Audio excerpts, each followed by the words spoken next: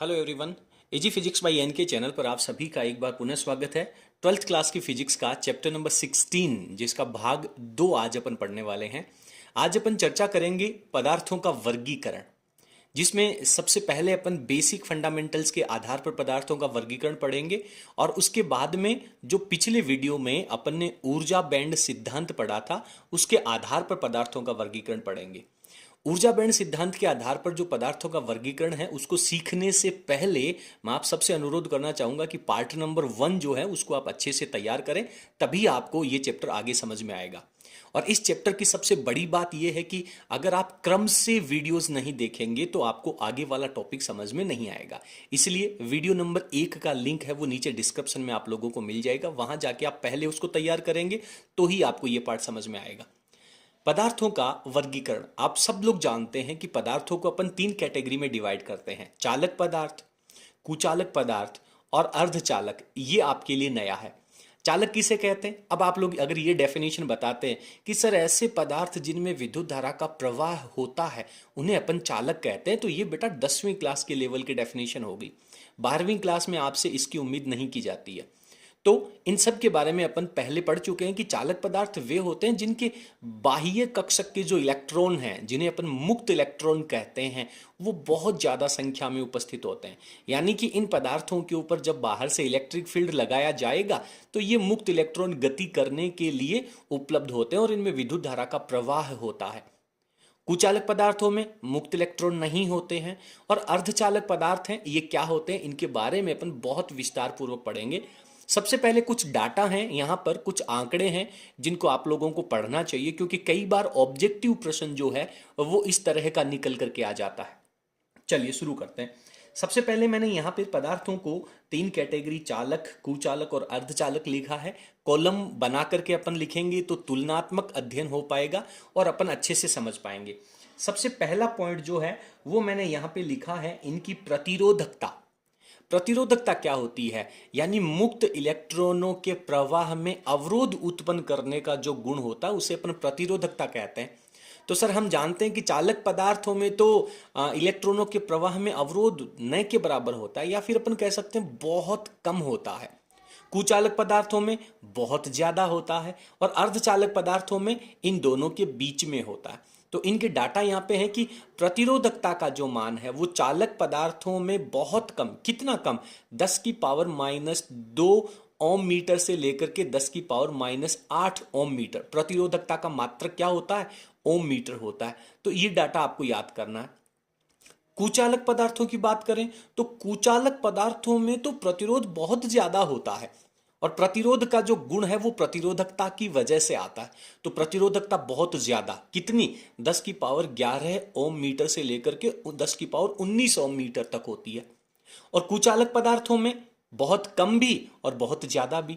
0 kelvin temperature जब होगा, जिसे अपन परम शून्य ताप कहते हैं, उस स्थिति में ये अर्धचालक पदार्थ हैं वो कुचालकों की तरह रिएक्ट करते हैं, व्यवहार दर्शाते हैं, और उस समय इनका प्रतिरोध 10 की पावर प्रतिरोधकता 10 की पावर 6 ओम मीटर होती है।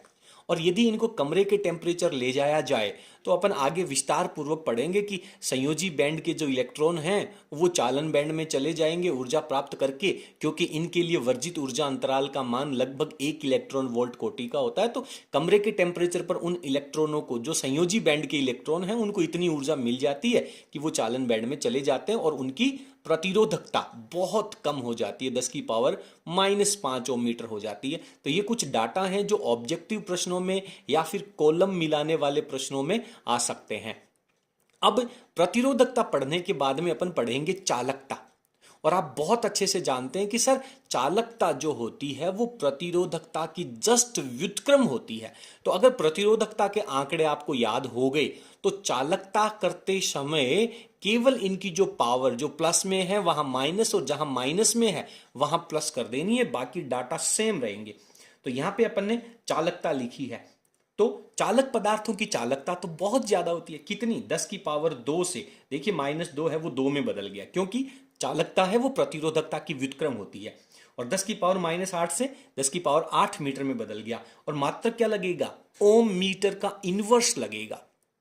समझ में आ रहा है? ओम मीटर इनवर्स, सिमिलरली यहां पर और सिमिलरली यहां पर, इनके बारे में मैं चर्चा नहीं करूंगा, क्योंकि आपने यदि प्रतिरोधकता याद कर ली तो तरीका आपको समझ में आ गया, इससे आप लोग यहां पे लिख पाएंगे। इसके बाद में अपन बात करते हैं कि ताप गुणांक। ताप गुणांक का मतलब क्या होता है कि टेम्परेचर बढ़ने पर इनका जो प्रतिरोध होता है वो किस तरीके से रिएक्ट करता है। आपने चैप्टर नंबर 5 में इनके बारे में बहुत अच्छे से पढ़ा था कि चालक पदार्थ जो होते हैं उनका ताप गुणांक है वो पॉजिटिव होता है, यानी कि अगर टेम्परेचर बढ़ेगा तो प्रतिरोध भी बढ़ जाता है, ठीक है। और कुचालक पदार्थ होते हैं, इनके लिए ताप गुणांक बहुत कम होता है, ऋणात्मक अपन इसको लिखते हैं, लेकिन हालांकि इसकी वैल्यू है वो इंडिपेंडेंट होती है। बात समझ में आ रही है? क्योंकि टेम्परेचर के ऊपर इसका जो प्रतिरोध है वो ज्यादा प्रभावी नहीं होता, ये अनंत ही रहता है। अर्धचालक होते हैं, इनका ताप प्रतिरोध गुणांक ऋणात्मक होता है। ऐसा क्यों? ये भी आपने चैप्टर नंबर 5 में पढ़ा था। यदि आपने चैप्टर 5 नहीं पढ़ा है तो प्लेलिस्ट में जाकर के आप चैप्टर नंबर 5 का जो वीडियो है जिसमें आप पढ़ेंगे कि चालक, अर्धचालक और कुचालकों की प्रतिरोधकता के ऊपर टेम्परेचर का प्रभाव, दैट टाइम आपको ये समझ में आ जाएगा। तो इसमें क्या होगा कि जब टेम्परेचर बढ़ेगा तो संयोजी बैंड के इलेक्ट्रॉन चालन बैंड में जाएंगे तो चालकता बढ़ेगी, यानी कि टेम्परेचर बढ़ रहा है और प्रतिरोध घट रहा है। चालकता बढ़ रही है मतलब प्रतिरोधकता कम हो रही है, टेम्परेचर बढ़ रहा है प्रतिरोधकता कम हो रही है, व्युत्क्रमानुपाती हो गया ना। इसलिए अर्धचालकों का जो ताप गुणांक है वो नेगेटिव होता है। जनरली यहां से एक बहुत छोटा सा प्रश्न ऑब्जेक्टिव में पूछा जा सकता है और कंपटीशन लेवल के अंदर भी पूछा जा सकता है, इवन नीट के पेपर में भी पूछा गया है। और मैं आपको बता दूं कि 12th क्लास के बाद में स्कूल में जो लाइब्रेरियंस होते हैं उनकी एक वैकेंसी निकलती है, ठीक है। लाइब्रेरियन जिसे अपन पुस्तकालय अध्यक्ष कहते हैं, उसका एक पोस्ट निकलता है। दैट टाइम आपको पीसीएम के क्वेश्चन उसमें पूछे जाते हैं और ये बेसिक क्वेश्चन वहां पे पूछे जाते हैं। तो ये आप सब लोगों के लिए बेहद महत्वपूर्ण होने वाले हैं। तो यहाँ पे मैंने समझाने का प्रयास किया कि टेम्परेचर बढ़ेगा तो प्रतिरोधकता बढ़ेगी, इसलिए ताप गुणांक धनात्मक होगा। इसमें टेम्परेचर बढ़ेगा तो प्रतिरोधकता घटेगी, इसलिए इसको ऋणात्मक लिखेंगे। हालांकि ये बहुत कम चेंज होता है, लगभग कांस्टेंट होता है। और अर्धचालकों में टेम्परेचर बढ़ेगा तो प्रतिरोधकता घटेगी, यानी यहां पे ताप प्रतिरोध गुणांक है वो ऋणात्मक होता है। तो ये सारी चीजें आप लोगों को यहां पर अच्छे से पढ़ लेनी चाहिए। अब आप एक बार स्क्रीन को पॉज करके और इस टेबल को अच्छे से तैयार कर लें, इसके डाटा है वो आप लोगों को इजीली याद हो जाएंगे। देखिए मैं बताऊं कि आपको फिजिक्स पढ़नी कैसे चाहिए। अगर आपने ये वीडियो अच्छे से पढ़ लिया, इसके बाद में एक बार आप वीडियो की स्क्रीन को पॉज करके पूरे नोट्स पूर्ण मन से, मनोयोग से अच्छे से लिख ले। जब नोट्स लिख लेंगे उसके बाद में आप वीडियो को दोबारा प्ले करना। जब आप वीडियो को दोबारा प्ले करेंगे तो आपका दिमाग एक स्टेप आगे चलेगा, यानी वो सारी चीजें जो मैं आप लोगों को बताता जा रहा हूं आपका दिमाग उसको एडवांस पढ़ता जाएगा, यानी तुरंत आपका रिवीजन हो जाएगा और वो जो बातें हैं, वो जो टॉपिक है वो आपके दिमाग में लंबे समय के लिए परमानेंट हो जाएगा। चलिए फटाफट स्क्रीन को पॉज करके इसको लिख लीजिए, फिर अपन आगे चलते हैं। अब अपना अगला टॉपिक है ऊर्जा बैंड सिद्धांत के आधार पर इन पदार्थों का वर्गीकरण समझाइए। सर हम पढ़ चुके हैं, हम जानते हैं कि पदार्थ 3 कैटेगरी के होते हैं, चालक, कुचालक और अर्धचालक। लेकिन आपने उसको चालकता और प्रतिरोधकता के आधार पर डिवाइड कर रखा है। एनर्जी बैंड जो कॉन्सेप्ट है, ऊर्जा बैंड सिद्धांत, उसके आधार पर कैसे लिखेंगे, एक शॉर्ट नोट मैंने यहां पे लिखा है। और मैं आपको बता दूं कि हर वर्ष एक साल छोड़ करके एक साल ये प्रश्न मुख्य रूप से परीक्षा में पूछा जाता है। 2020 के पेपर में ये नहीं पूछा गया था, तो इस प्रश्न के आने की पूरी संभावना इस वर्ष के लिए हो जाती है। बहुत अच्छे तरीके से समझ में आ जाएगा। मैं आपको दावा करता हूं कि यदि वीडियो को एंड तक अगर आप पढ़ते हैं तो निसंदेह आप इस पूरे प्रश्न को अच्छे से सीख पाएंगे। सबसे पहले अपन लेकर के चलते हैं बेटा चालन बैंड। चालन बैंड की अपन बात करते हैं। पहले इसको अपन रफ में एक्सप्लेन कर लेते हैं, उसके बाद में अपन नोट्स लिख लेंगे।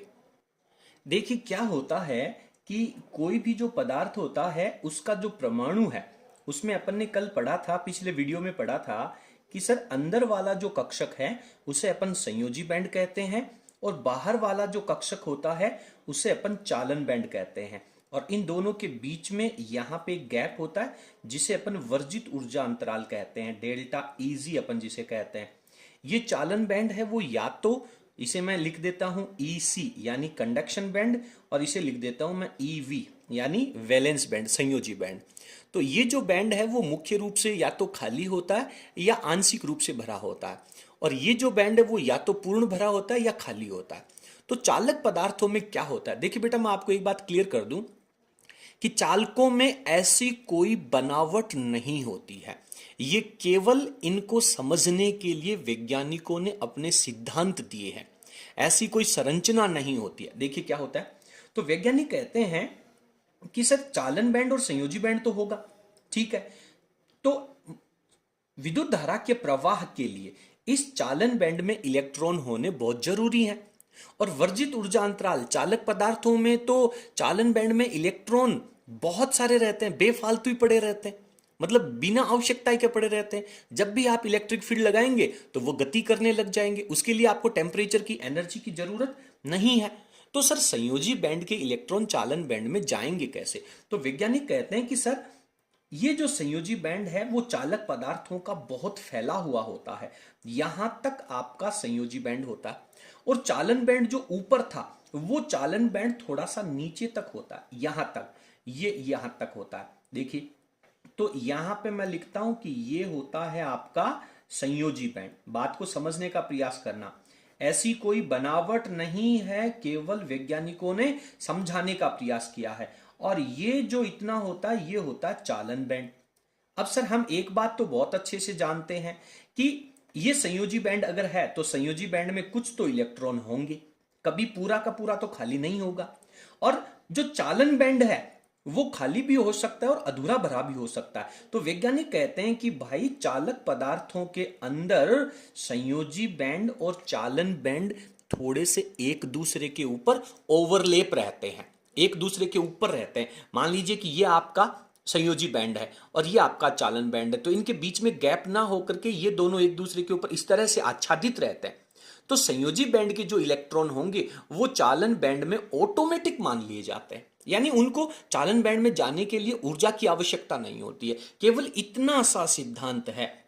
एग्जामिनर जब कॉपी चेक करता है तो उसको ये डायग्राम 100% चाहिए और उसको ये लाइन चाहिए कि चालन बैंड और संयोजी बैंड एक दूसरे के ऊपर आच्छादित रहते हैं। संयोजी बैंड के इलेक्ट्रॉन स्वतः ही चालन बैंड में मान लिए जाते हैं, और यदि चालन बैंड में इलेक्ट्रॉन होंगे तो उन्हें अपन मुक्त इलेक्ट्रॉन कहते हैं। वो नाभिक के साथ कमजोर बल से बंधे रहते हैं, थोड़ा सा भी इलेक्ट्रिक फील्ड लगेगा वो बिल्कुल गति करने के लिए तैयार हो जाते हैं। बस इतना सा कॉन्सेप्ट है। चलिए मैंने यहां पे नोट्स लिख रखे हैं, आप लोगों को अपनी स्क्रीन के ऊपर नजर आ रहे हैं। देखिए ये डायग्राम है, इस डायग्राम को समझने का प्रयास करना।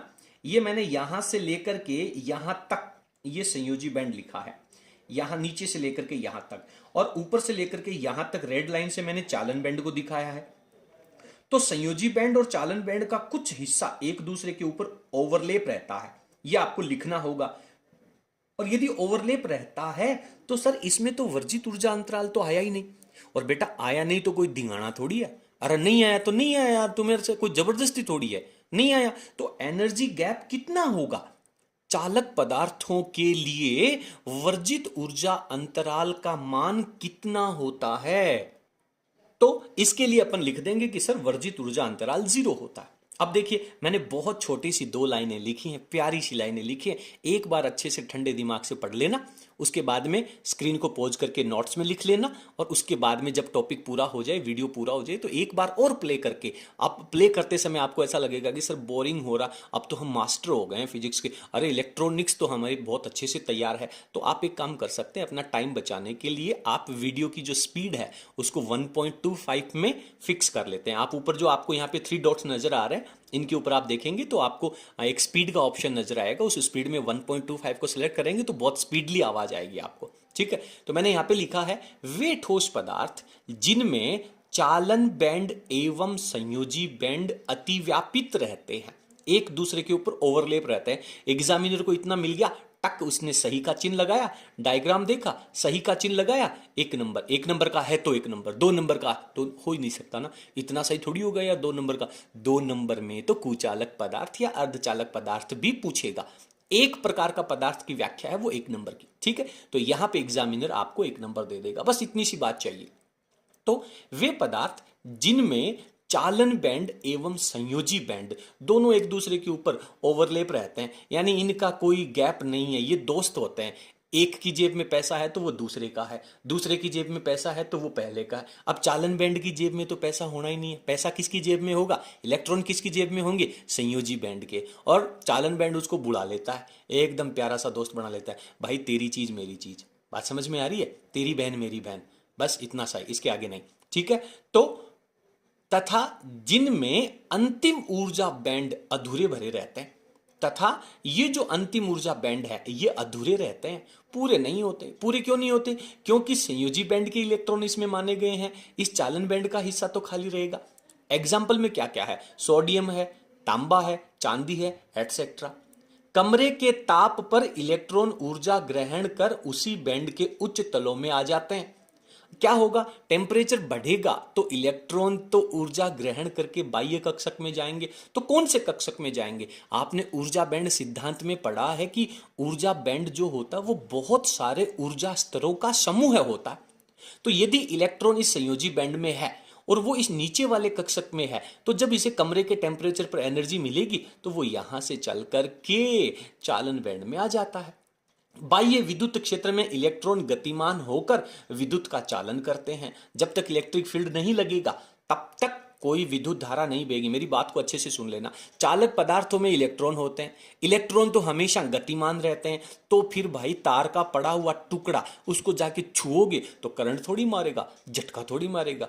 अरे सर उसमें तो आवेश तो प्रवाहित हो रहा है, इलेक्ट्रॉन तो गतिमान है। आप कहते हो कि आवेश के प्रवाह की वजह से विद्युत धारा उत्पन्न होती है, तो फिर करंट क्यों नहीं लगता। करंट इसलिए नहीं लगता कि जितने इलेक्ट्रॉन आगे जाएंगे उतने इलेक्ट्रॉन पीछे आएंगे। अपवहन वेग के टॉपिक में आपने पढ़ा था, जब तक उसके ऊपर कोई इलेक्ट्रिक फील्ड नहीं लगेगा परिणामी अपवहन वेग शून्य रहेगा।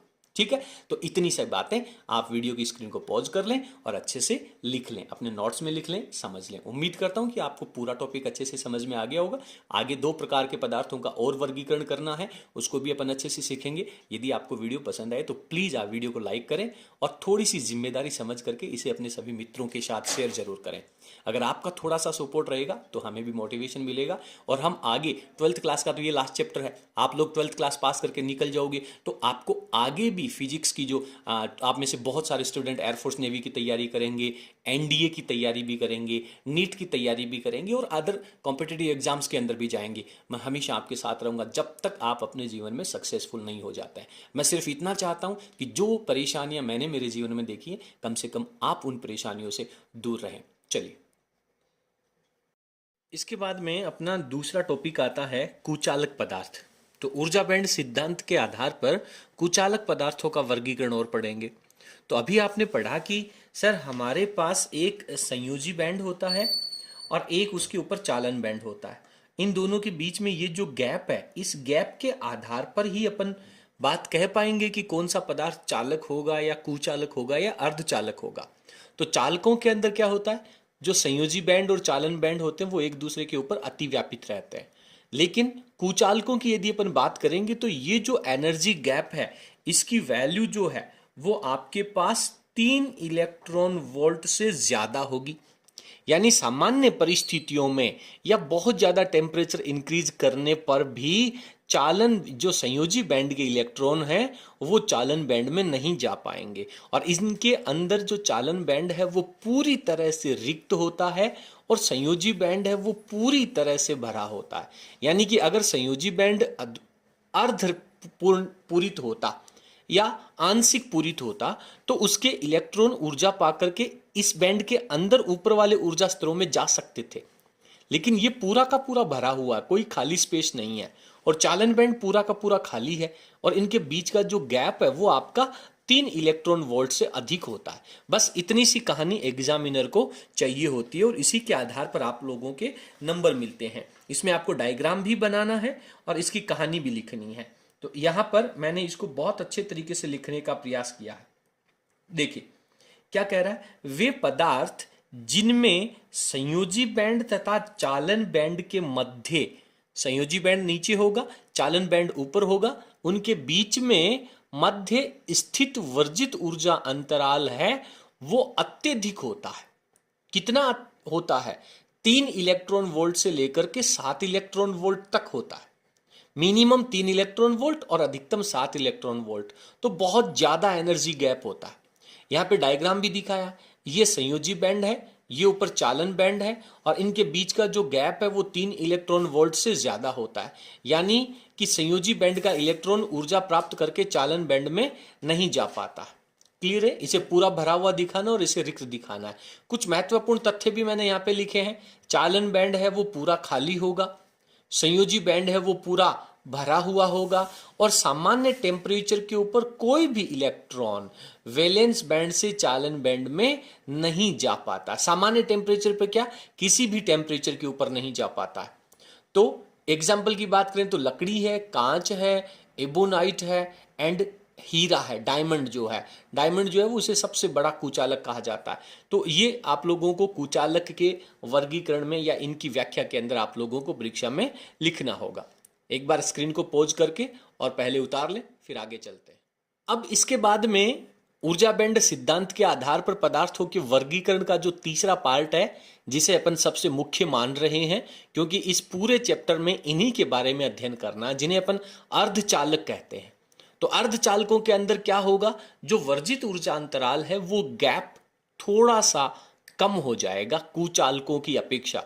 चालकों के अंदर तो गैप होता ही नहीं है, तो कुचालकों की अपेक्षा इस गैप की वैल्यू है वो थोड़ी सी कम हो जाएगी, जिससे क्या होगा, संयोजी बैंड के इलेक्ट्रॉन ऊर्जा प्राप्त करके और आसानी से चालन बैंड में चले जाएंगे, और चालन बैंड में जाते ही मुक्त इलेक्ट्रॉन की तरह कार्य करेंगे, यानी विद्युत धारा में अपना योगदान दिखाएंगे। और संयोजी बैंड में से जब इलेक्ट्रॉन निकल करके चालन बैंड में जाएगा तो संयोजी बैंड में उन इलेक्ट्रॉनों के स्थान की जगह हॉल का निर्माण हो जाएगा, कोटर भी जिसे कहते हैं। चलिए पहले अपन इसकी डेफिनेशन पढ़ते हैं, उसके बाद में इसकी व्याख्या पढ़ेंगे। देखिए क्या कह रहा है, यहां पे कह रहा है कि वे पदार्थ जिनमें वर्जित ऊर्जा अंतराल का जो मान है, एनर्जी गैप का मान है, वो कुचालकों की तुलना में कम होता है और चालकों की तुलना में अधिक होता है, ऐसे पदार्थों को अपन अर्धचालक कहते हैं। और इनका जो वर्जित ऊर्जा अंतराल है वो अलग अलग पदार्थों के अंदर अलग अलग होता है, लेकिन इसकी वैल्यू या तो आप कह सकते हैं लगभग 1 इलेक्ट्रॉन के आसपास, या फिर कह सकते हैं 3 इलेक्ट्रॉन वोल्ट से कम। दोनों ही बातें सही है। डेल्टा ईजी जिसे अपन एनर्जी गैप कह रहे हैं वो 1 इलेक्ट्रॉन वोल्ट के अप्रोक्सीमेट होता है या 3 इलेक्ट्रॉन वोल्ट से कम होता है। ये चालन बैंड कहा है, ये चालन बैंड की सबसे कम ऊर्जा वाला लेवल है, ये संयोजी बैंड की सबसे उच्च ऊर्जा वाला लेवल है, और इन दोनों के बीच का जो गैप है उसे अपन वर्जित ऊर्जा अंतराल कहते हैं। एग्जाम्पल के रूप में अगर अपन देखें तो जर्मेनियम जो है उसके लिए वर्जित ऊर्जा अंतराल 0.72 इलेक्ट्रॉन वोल्ट, और सिलिकॉन के लिए इसका एग्जाम्पल है, इसकी जो एनर्जी गैप है वो 1.1 इलेक्ट्रॉन वोल्ट होता है। अब सर सिलिकॉन के लिए वैल्यू ज्यादा और जर्मेनियम के लिए कम, ऐसा क्यों?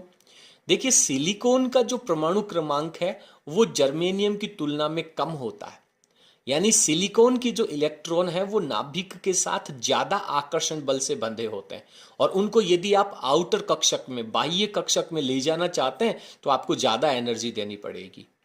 और यहाँ पे सबसे महत्वपूर्ण लाइन जो कंपटीशन एग्जाम्स के अंदर मुख्य रूप से पूछी जाती है कि परम शून्य ताप, 0 केल्विन जिसे अपन कहते हैं, तो परम शून्य ताप के ऊपर ये जो अर्धचालक पदार्थ हैं वो कुचालक की तरह, और यदि इन्हें कमरे के टेम्परेचर पर ले जाएं, कमरे के ताप के ऊपर बात करें तो ये चालक पदार्थों की भांति व्यवहार करते हैं। बात समझ में आ रही है? यानी कमरे के टेम्परेचर के ऊपर क्या होगा, चालन और संयोजी दोनों आंशिक भरे होंगे। ऐसा क्यों? क्योंकि संयोजी बैंड के इलेक्ट्रॉन चालन बैंड में चले जाएंगे और संयोजी बैंड में उनकी जगह खाली स्थान बन जाएगा। और जब ये 0 केल्विन के ऊपर होंगे उस स्थिति में चालन बैंड है वो पूरी तरह से रिक्त होगा और संयोजी बैंड वो पूरी तरह से भरा होगा और कुचालक की तरह व्यवहार प्रदर्शित करते हैं। और इस स्थिति में आपको इनके बीच का जो गैप है वो आपको कम प्रदर्शित करना चाहिए। और आप इसको ऐसे भी दिखा सकते हैं कि इस स्थिति में ये आपके पास संयोजी बैंड है, ये संयोजी बैंड के अंदर कुछ इलेक्ट्रॉन्स मैंने यहाँ पे दिखाए हैं, और अब आप यहाँ पे इलेक्ट्रॉन की जगह खाली स्थान दिखा सकते हैं, और यहाँ के जो इलेक्ट्रॉन हैं वो चालन बैंड में चले जाते हैं, और संयोजी बैंड में उन इलेक्ट्रॉन की जगह क्या हो जाएगा, रिक्त स्थान हो जाएगा। तो इस तरह से अपन इस वर्गीकरण में अर्धचालकों की व्याख्या करेंगे। इतना सफिशिएंट है। प्रश्न आता है कि ऊर्जा बैंड सिद्धांत के आधार पर पदार्थों का वर्गीकरण कीजिए। कौन कौन से पदार्थों का पूछा है या तीनों का पूछा है, तो आप प्रश्न की भाषा के अकॉर्डिंग अपने उत्तर का चुनाव करें और इन प्रश्नों का उत्तर लिखें। उम्मीद करता हूं कि आपको आज का टॉपिक बहुत अच्छे से समझ में आया होगा।